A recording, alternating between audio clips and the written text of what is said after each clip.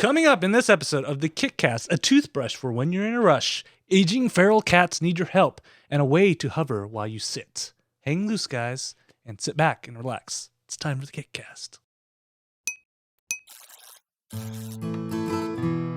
Hey everybody, it is time for another episode of the KickCast, the podcast where we go out, find crowdfunding projects, and let you know if we should backtrack or sack them. I am one half of the show, and joining me is a man who is wise and experienced in the ways of video editing and life, actually, in general. I'm pretty life. Yeah, the one and only Drew Tyler. How you doing today, man? Oh, I am experienced and wise beyond my years. In fact, in a moment, I will drop some knowledge upon you that you will yearn for more. What kind of an intro is that? Wise and experienced. I don't know, because people. I don't know why people don't believe me, but you're like my hero, man. I know. I don't know how this happened. You know everybody, you know how to do everything, and you're just like so badass at doing it. And somehow, I don't know. The thing is, I have people that are way more badass than me that you also know, so they should be the guys you look up to. That adds to your badassness because technically they're like part of your posse.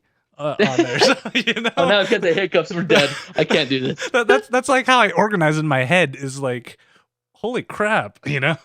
And the funny thing is, I actually was gonna. I remembered because I was driving home today. And you know how like Leah Lepore is the tech guy, and like Grammar Girl has her kind of thing on there, and I was like, Yep. Well, Drew's doing his Final Cut videos. Like, do you have like a cool like nickname or like on stage name that you go by? But I should. Like Night 20 is about all I ever do, but yeah, I should have like Master Tyler. Yeah. I'm just like imagining like, welcome to this edition of Final Cut Advanced with Master Tyler or something like that. I'm trying to find that thing, right? You know, so I'm like, wow, I should ask him if he actually has something like that, because that just even makes him more badass. No, I don't. I don't have anything cool. Well, maybe somebody can figure out something, and we'll make it catch on like wildfire. Good idea. Good idea. All right, guys. So if this is your first time watching this episode, yeah, I have a man crush on Drew. Whatever. But 2016, friends. Yeah. What we do here is talk about crowdfunding projects. And before we go into crowdfunding projects, we have some news for you. And boy, there's a sparse amount of news that's happened in these past 2 weeks. Not gonna lie. So Drew, you remember? I think it was about 6 months ago or so that Hasbro held a gaming contest on Indiegogo to find the next big party game, right? Yep. So that was super successful. Mr. Toast came out of it, which seems like a really fun game on there. Now they're doing it again, and this time they're actually widening their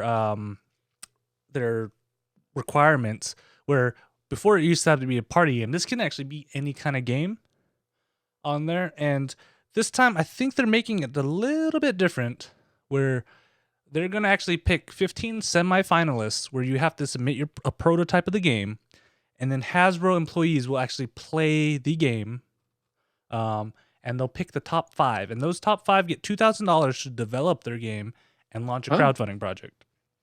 Oh. So, which is about, that's a good amount to, finish up developing a game and the amount of time and money that it takes to actually get a Kickstarter or something up and out. I like it. Yeah, I like it, and I love how that that these games are going to be great, because Hasbro themselves, who knows vast amounts of years of making games, will be hey, we like these as the cream of the crop. So I'm kind of excited for that. And then the winner, of course, gets to work with Hasbro and probably will make that game in reality. You keep the money you crowdfunded, of course. And right. I think they also they might kick in another $25,000 for a cash prize. So wow. You get a free trip to Rhode Island, up to $25,000, I think, as a cash prize, and you get your game made. Is that just one of the coolest things ever? Good way to I would lean on that if you're a game maker. That sounds like a great way to go. Yep. But get a move on, because May 15th is the last day. Drew, are you brewing an idea for a game now? I'm like, can I come up with something? I'm so swamped right now. I don't think I can come up with. It's like a Final Cut game. This is the hand tool. This is the blade tool.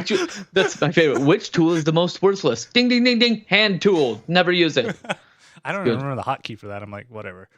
Never use it. It's called your mouse. You swipe with your mouse. You don't need to switch tools to a hand tool. Yeah. People.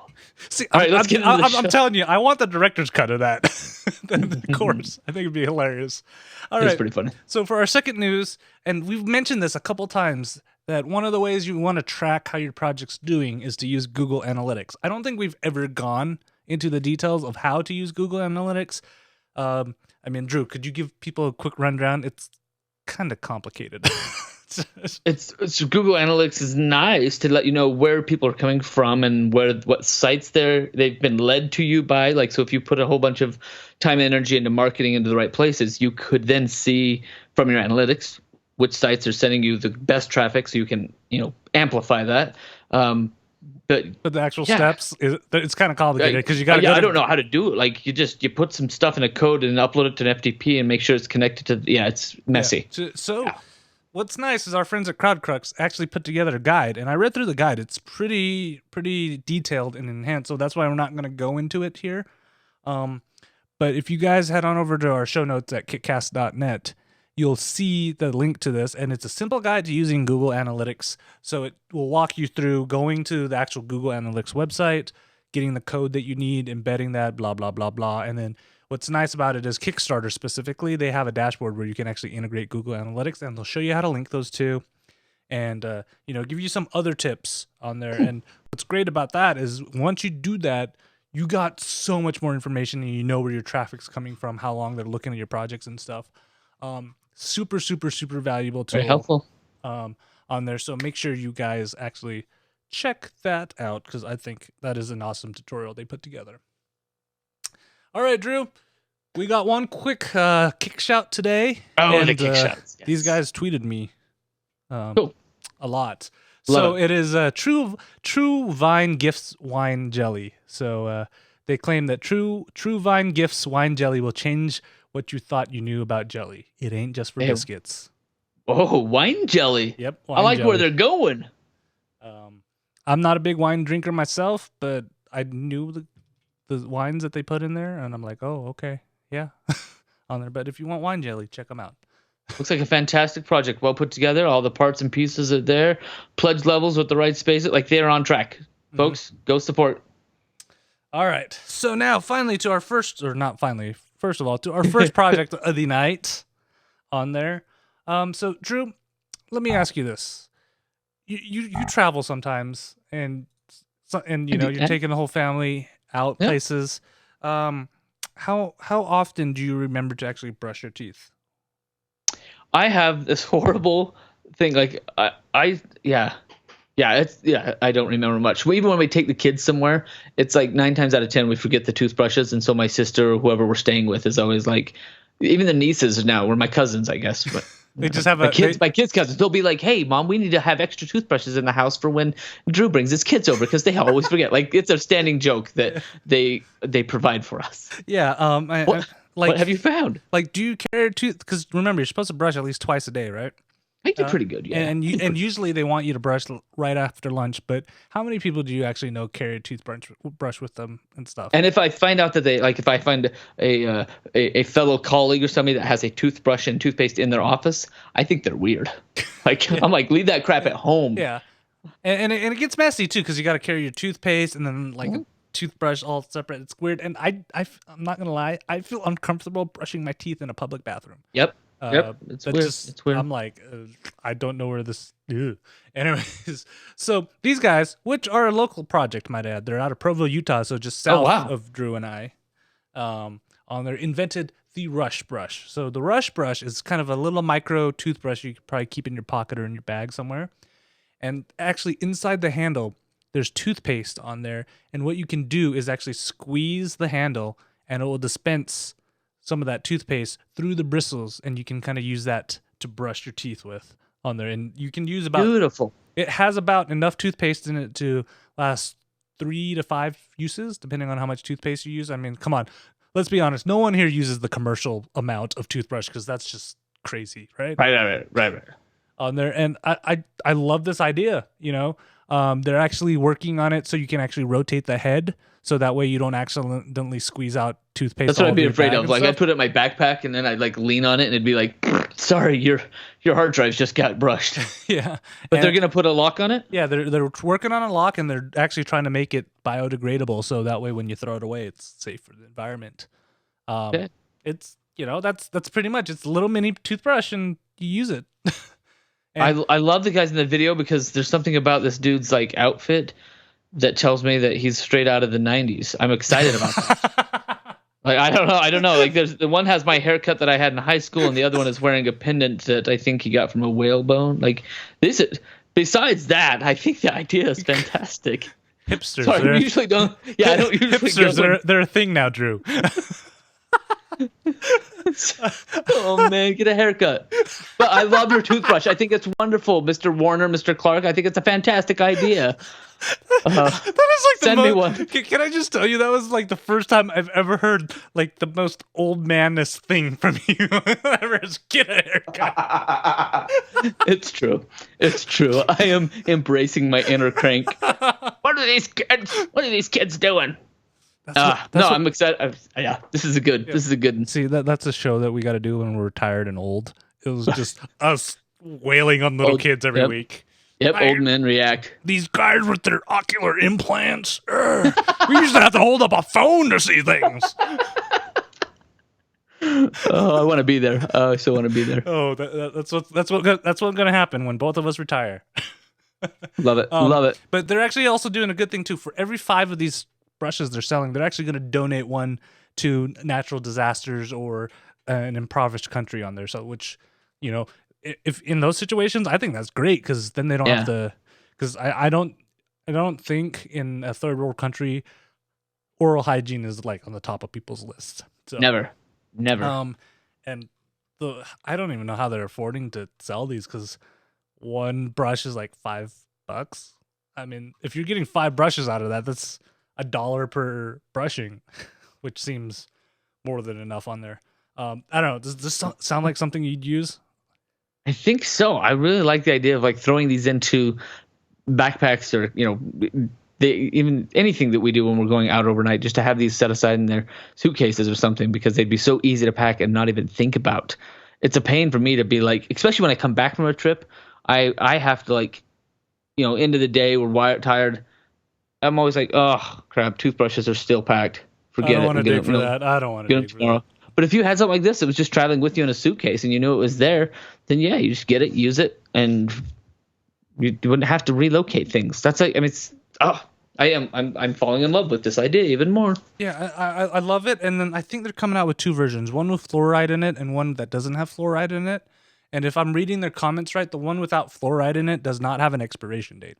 The one with fluoride, it has a 2-year mandatory expiration date that the FDA mandates. Totally makes sense, but I think that would still run. That'd still work just well. So, I mean, I think it's great. So that's a back from me. Is it a back from you? Yeah, this is a back from me. This is, especially at that price, like this is all good. This is good. I like where they're at. Yep. And so that is the Rush Brush. And now, you alluded to this a little bit earlier today, Drew. I'm ready to get some knowledge bombs from Master Drew right now. Okay, good.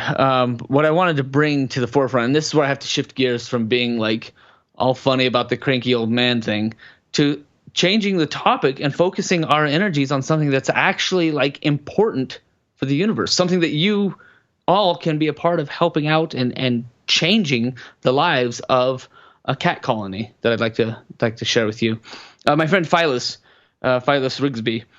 She has a need in her community where there is a feral cat colony that apparently aging, like they're getting too old to fight. I mean, feral cats are near and dear to my heart. I'm a wild cat, right? I'm a wild cat. We have feral cats on campus that I love, and I absolutely used to love to find them on campus when I was a student many, many years ago, back when I was a hipster doofus. But now I haven't seen them forever, so I think we lost our feral cat community. Maybe they moved up into the mountains. But Phyllis here, Phyllis. That's right, Phyllis. I just like to say Phyllis. Anyway, Phyllis has a need. She's trying to raise $767 to buy a cat fence enclosure to create a natural habitat and a predator-proof space for her aging feral cat colony. And this is something that somebody's been taking care of these geriatric feral cats for many, many years. I think there's something just impactful and solid about using that term, geriatric feral cats. Because don't you get a vision? Like when I say those words together, you get a vision of geriatric feral cats. Well, let me tell you something. This project that she has put together, for a mere couple of dollars, you can help to save some of the coolest cats they have, like Captain Hook, Snagglepuss, like Blackie. Like there's some great cats that are in danger because they don't have a fence up right now, and they are going to get attacked by predators, and they can't defend for themselves. They don't have all their parts and pieces. They're missing, like, they have chipped tooths. Chipped teeth. So for $50, you can make a pledge. You're helping out the cats. You get to be mentioned on the website. For $1, you get a special thank you in the credits, wherever the hell those are. I don't even know where the credits, like, do they write those on the fence? I don't know. But for $100, this is a great one. For $100, that's a seventh of the whole, like, project price. They will give you a 2-foot by 3-foot digital pet portrait done from your pet's photograph. They'll send you the digital version. You got to print it out yourself, but they will, for $100, they will make your pet portrait into a painting, digital painting, which means they probably have a really, really impressive Photoshop filter that they will turn on to your pet's photo and turn them into a painting. There you go. That's the whole project. Feral cat. Save the aging feral cat colony. I'm trying to be as serious about this as I can. They're trying to build a fence, folks. Save the cats. Seems like a good cause, and part of me is wondering, is like, do they have these for humans? Because I have a feeling when I get old, I'll need it. I mean, because I have fight now. I have fight now, but I don't know about later. Right? Put the geriatric KT in a cage, please. I will run that Kickstarter when you are old and gray. I will be like, please, folks, we need $300 to just buy a dog kennel that we can put KT inside and keep him alive and well, protect him from the predators. Yeah, you can link back to this episode. Yeah, I'll throw some dice in there for you. You'll be set. That, my friends, is saving the aging feral cat community. This actually seems like a solid cause. So, it is. It's a good cause. It's a back for me because I want to help the feral cats. I'm definitely allergic to cats, but I'll help some. All the more reason to put them behind their fence. Yeah. In the safe zone. So this is in Monticello, Georgia, by the way. But yeah, I guess many farther away from me, so I don't. Yeah, even better. Yeah. No, I think this is what I love about this project is that it is a passion project, right? And there's a group and a community. They've already raised half their money. They've got another 20 days to go. But there's a passion here from people that are like, you know what, we're going to take care of this. And any one person that forks out $800 to save the cats is going to be like, that's a hard hit. But when you collect it and you find the right people to say, yeah, that's my community. I know these old cats. Get it? I know these old cats. I'm going to save them. I think it's in the right place. So this is a back for me. Yeah. Way to go, Phyllis. I love it. This is like the whole core of crowdfunding in general. You know, it's you're really passionate about something. You want to make it happen, and you're finding people who have the same passion and drive and will help chip in a couple bucks for it.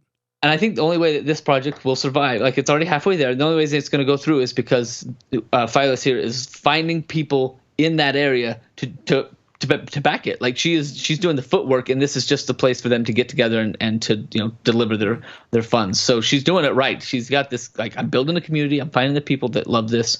We're gonna make it happen. Yeah, and can I say she's doing a couple things right for a project too. If you go into the comments, she actually like goes back and responds to a lot of these comments on here. And lots of good updates too. Yeah, yep. She has 10 updates. Some of the huge projects don't have 10 updates this early into a project. I mean, it looks like so great. Every 2 or 3 days, she's adding something about some of the cats. Like, who are you going to help? Well, here's meet Captain Hook, meet Snagglepuss, meet Patches. I think that is so rad. I mean, that's great. So, I mean, this is actually a good project. You guys should check out. Don't be surprised if I don't launch my own feral cat community saver for the Weaver Wildcats and wherever they are. Maybe that's it. I will launch a project to find feral cats. They were there 10 years ago. Yeah. So that way you'll be ready when I need to retire and practice on there. All right. So our last project of the night on there, and I don't know if you have this problem a lot, Drew, because when you're teaching, you're on your feet, you're dynamic, you're engaging the students. I am, and I. The other day I turned on music and I was dancing, and so today when I got to class, they're like, "What? No dancing today?" I'm like, "Shut up! It's Tuesday. We got crap to do now." But yes, I'm usually very animated. That was better than my response. Like, you guys didn't tip well enough last time. You didn't tip. Yes. On there. So I don't know if you have this problem on there. You may on your editing sessions, but I have this problem because my day job, I sit behind a desk all day, every single day, and you get in. Everybody knows how this is. You get into the zone on there, and you're just cranking away at your desk, and you realize 4 hours later you've just been sitting there sedentary for the whole time, right? Yeah, this is true. This happens a lot. On there, it's starting to show too. My belly is starting to show fat. I know, but at least you have excuses to go out and like walk around, right? Yeah, I do. I can't quite do that. I can't do my work when I'm not sitting at my desk on there. So, this is called the hover, and it is a way for you to burn. It's not going to be like drastic, give you a 6-pack or anything like that, but it's going to help you burn more calories during the day while you're sitting on there. So it's kind of a good multitasking way on it. So what it is me not being able to hit my buttons.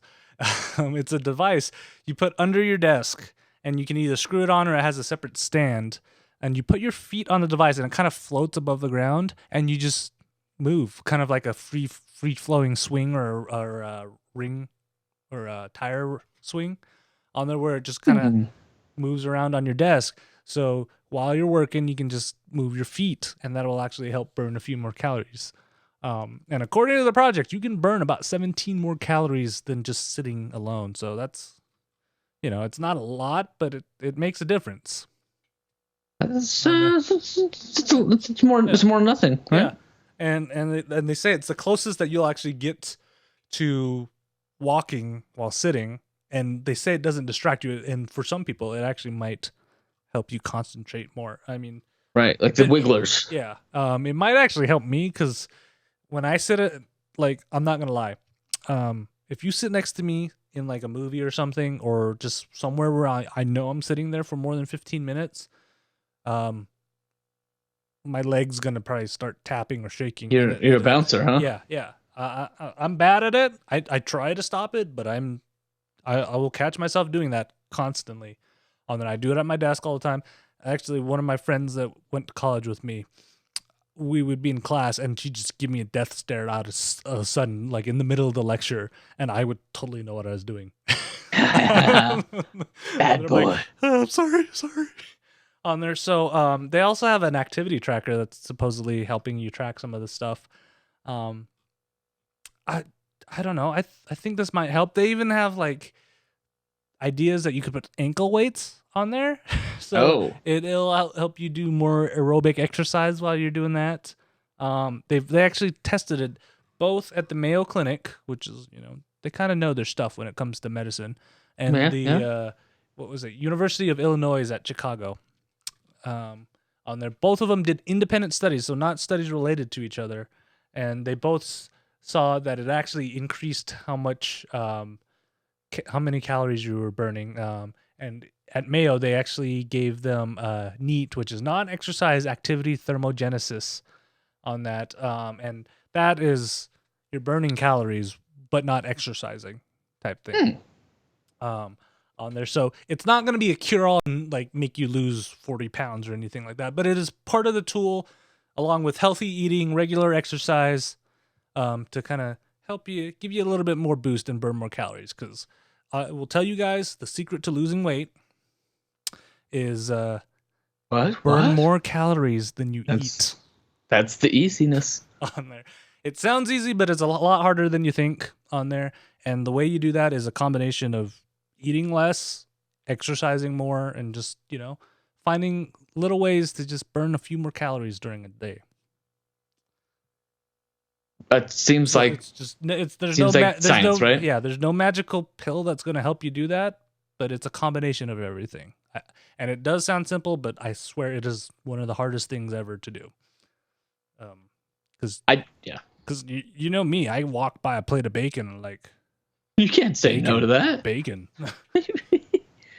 On there. So, on there. All right, Drew, for our last project, it is the Sack of the Week. And I love the sax. So I showed you the Hoppy Taw because Dito was here in our last episode. And actually, what was your feedback about the Hoppy Taw? Did that inspire you to get one? Yeah. It was like I watched the video especially, and I was like, you know what? I could teach my kids the classic jump on things with the old man game, the Hoppy Taw. Yeah, I was watching that video. I'm like, okay, either they found a VHS tape, uploaded it, and then had to crop the 4:3 to make it widescreen, or they actually recorded it like it was out of the 90s. And I couldn't tell which one would be worse. Yeah, if they did that on purpose, I would cry. Like, I hope they found it original. On there. All right, so for this one, and you're probably thinking about this because those stupid students are like stressing you out, right? Wouldn't you just love to go take a vacation on a beach somewhere? Yes. So I'm making plans. In fact, this summer I'm making plans to just drive. I'm finding 3 whole days, and I'm gonna just peace out with the kids. We're gonna drive to a beach. Nice on there. So, but what do you wear at the beach? Because I, as far as I know, Drew, you don't frequent nude beaches. I don't frequent nude beaches, and when I get there, it's just me and my shorts on there. So you need some fashionable clothes, right, for that? I do not have beach attire. That's true. So our sack of the week has this amazing video that will tell you about their towel-tied fashion.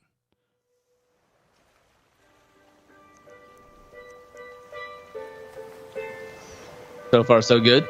Yeah. Okay, that's a little style. Let's check out her shorts. Did you ever think that we would make clothes out of towels? Did you ever believe it? What? Well, we are. This is Towel Tide, the clothing line that makes clothes out of beach towels. We have some famous artists, and those artists do a wonderful job with our clothing line. I just noticed she said artists. I think you should wear not it. artists. I think you might like it. Famous artists. It's pretty cool. You know, we have it for men and women, and it's awesome. Awesome. Every day in a new color. Who cares about the other clothes? We're original. We're one of a kind. We're even better than that. No one has them yet. I love that. It has a glow. And our secret is wear towel clothing. That's a secret. And everyone will wonder where to get it. I love how they get to the point where they're repeating the might B-roll. let them have one of the outfits. But we are the first. We are the beginning. We will develop. We will ship on time. Praises. We'll be the best company to work with. We And a Diet appreciate Coke. that you have taken And the then I love time this to too. review our presentation. Towel Tide has a full line of patterns and designs for men and women. Our sales are to local retailers, Cedar Fair and Wolf Creek Water Parks. We will be attending the U.S. Open of Surf in Huntington Beach, California, and the Panama City, Florida Jazz Festival in April. Yeah, like I was all excited when it's like U.S. Open of surf. Surf. 'Cause that's where towels are played.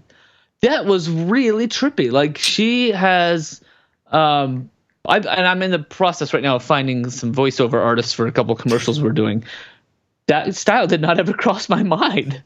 Like she was just like, "Have you ever thought that we would be wearing towel?" Yeah, it's called a robe. I put it on when I get out of the shower. It's the same thing. It's got armholes and a little like it's a robe. But it's not unique. It's not the first of their kind. We're the first, and we're an excellent company to work with. Wow, that was a wonderful sack. Thank you for finding that joke. That's a gem. And that's not even the best part. They're trying to raise $75,000 To turn towels into clothes. How much did they raise so far? $4 out of 3 backers. Well on our way. Out of 3 backers. So nobody's actually putting in enough money. Nobody's actually bought a towel tide. Sharon, I don't know if you knew this, Sharon Copen, but there's a part of this process in which you can back your own project just to show that you got some skin in the game. And right now, I think she saved her $40 or whatever what's the pledge? $100. She saved like 96 of her $100 to buy more of that stuff that got me to this point, and put $4 into the campaign. And I just realized this: they have a $25 pledge that you you get a customized Towel-Tide T-shirt to show your support. A t-shirt. Yeah, it's limited to one. One left of one. Only one person gets the customized shirt, and it's not even made out of towels. Yeah. And if you want, and this is pretty wild, but if you want the towel, like an actual customized towel, like what they are pitching this whole business is going to be, it only costs you $200. Yeah. But if you wanted a Towel-Tide spiral glass, the glass blown logo pendant, that's only $100. I'm just saying, judging by that voiceover, she may have some experience with blowing glass. It's possible. I love the title, by the way. The whole title of the project is Towel-Tide, Fashion, Surf, College, Trend, Wild, 360. Sick. Comfort. Like, did somebody mess up their SEO? Those are tags. That's not a title. Those are tags. It's like she pulled up Idiot's Guide for like SEO, except it was not even like the official Idiot's Guide. It's more like the bridge notes of Idiot's Guide. We forgot to tell them where to put the tag. I love our sex because we tell people what they're doing wrong. I will tell you this: the idea of making clothes out of like beach towels with that kind of fashion feel, that's a good idea. Like I get it. I get the idea. I just feel like you and I could do this. We could take your doll dress making skills and just scale it up to human size, and we're good, right? I can't believe you just brought that up. Did you? We didn't talk about it. I tried to make a doll dress for one of my kids. It took me 3 tries, and I ended up making a jack, and it was horrible. That's so bad. Yes, but you and I could do this, yes, and we would know better than to do a limited edition. All of ours are going to be limited edition because they're made with love, and may fit only like 3 of your appendages. You'll only find it's like a thneed. We'll make a towel thneed. Whatever you can fit in there, you can go. Oh man, that is a solid sack, friends. That is a solid sack. Please go and back them just so you can hear her voice. Did you ever think Katie and Drew would make a show about drug references? Going to the beach with the first. Did you ever? Yeah, if you need a voiceover like that, Drew, I can do it. I can do it without the same aids that she may have had on there, but I could do it. I just wouldn't sleep the night before. There you go. And then I'm like, whatever you want me to do, Drew. Yeah. Wow. On that, and sadly enough, but what a way to end the show today. If you guys have any sacks of the weeks or regular projects or any kick shouts you want us to mention, shoot us an email at kickcast@ktdata.net or go to our Facebook page, facebook.com/kickcast. Or on the tweeters at Night20 for that wise man over there. Tweet me. At KTData for myself or at KickCast for the show. Of course, we have our show notes if you want to watch the Towel-Tide video. And I mean, who wouldn't want to see this video more than once? Right. Head on over to kickcast.net. We have links to all the projects there. And of course, we always love it when you guys watch live. Our next live episode is going to be April 26th, 2016. Yeah, maybe. So let's hope I make it. That's finals week. Maybe you actually needed the. Did you see the bulletproof vest that I had put down as a cut? No, not yet. Is that on there? I thought of you. I'm like, maybe he needs that during finals week for protection. For protection. I will tell you, I had a student this last week do something that I fear has probably been done before, but this time I caught it. He made something months and months and months ago and turned it in as one of his assignments in my class. And I was like, hold on. Because he pulled it up on Vimeo to show everybody. And I was like, why does that say 4 months ago? Oh, that must be an error. And so I started doing a little digging. And I was like, you retard. No, that's not an error. You tried to pull the wool over me. Anyway, so I called him on it. So yes, I probably need some sort of vest. Next thing you know, he's going to submit an episode of the KickCast and say, yeah, I was that Asian kid in there. I was that Asian kid there. That would be the ultimate, yes. Oh my gosh, that's funny. All right, I'm looking at your vest now. But yeah, we'll be back in 2 weeks, folks. On there. So until then, guys, bye-bye. Good night.